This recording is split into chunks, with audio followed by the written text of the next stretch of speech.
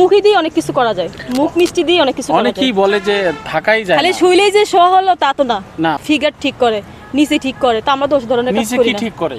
সবই ঠিক করে।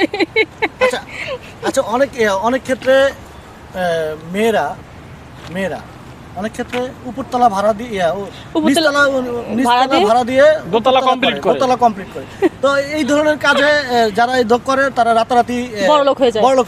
আপনার ইচ্ছা আছে কিনা নিচতলা ভাড়া দিয়ে দোতলা করা? না, আমার আসলে নিচতলাও ভাড়া দেওয়া হবে না, দোতলাও প্লাস্টার করা হবে না। আমি যেভাবে আছি নর্মালি আমি সেভাবেই থাকতে চাই, আমার বড় হওয়ার কোনো ইচ্ছা নাই। তার মানে আপনি ধরে নিচ্ছেন যারা মিডিয়ার সাথে জড়িত, ছেলে হোক মেয়ে হোক, তারা এইভাবে কাজ করেই যাচ্ছে? হ্যাঁ, এইভাবে তো কাজ করে। নায়িকারা সবাই তো এক না, নায়িকারা কিছু কিছু নায়িকা। এই যে আপনি বললেন যে সবাই এক কাজ করছে, এখন আর বলতেছেন যে কি সবাই না, এটা কি আপনি ভিতরে তো না না, সবাই তো এক না।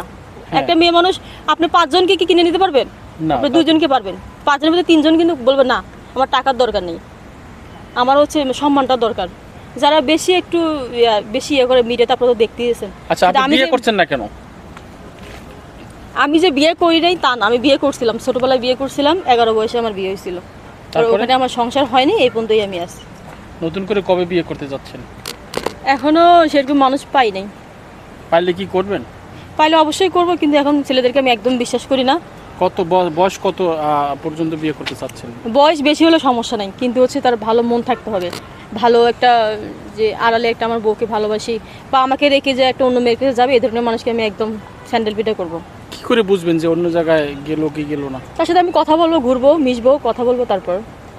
আচ্ছা, একটা লোককে দেখলে তো, আপনাকে দেখলে আমি চিনবো না আপনি কোন কোয়ালিটি? আচ্ছা, যে ব্যাপার, একটা মেয়েই তো একটা ছেলেকে চিনবে, একটা মেয়েই তো একটা ছেলেকে চিনবে, আর একটা ছেলেই তো একটা মেয়েকে চিনবে। আচ্ছা, আপনি যেহেতু মিডিয়াতে কাজ করেন, মিডিয়ার কারো অনেকেই বলে মিডিয়াতে কাজ করতে হলে এটা থাকি কিছু না কিছু, আসলে আপনার দিক থেকে কি? আমি মনে করি এই দিক দিয়ে না, ফেসবুকে ইউটিউবে এই ধরনের সমস্যাগুলো হয় না। যারা টিভির আর্টিস্ট, যারা বড় বড় আর্টিস্ট, ওই দিক দিয়ে সমস্যাগুলো হয়।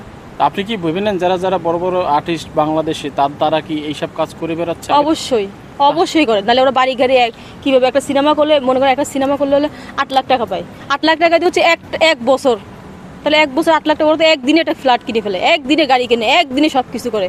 আমরা কেন পাই না? তাহলে আমরাও তো বিয়ে, সেও মেয়ে, আমিও তো মেয়ে, ওরা কি একটু সুন্দরী বেশি, এটাই না? আর সুন্দরী ওরা হচ্ছে লক্ষ লক্ষ টাকা চেয়ারের পিছনে খরচ করে। সাকিব খান হয়? সাকিব খান খারাপ আবার দিবে কেন আমার মতো একটা মেয়েকে?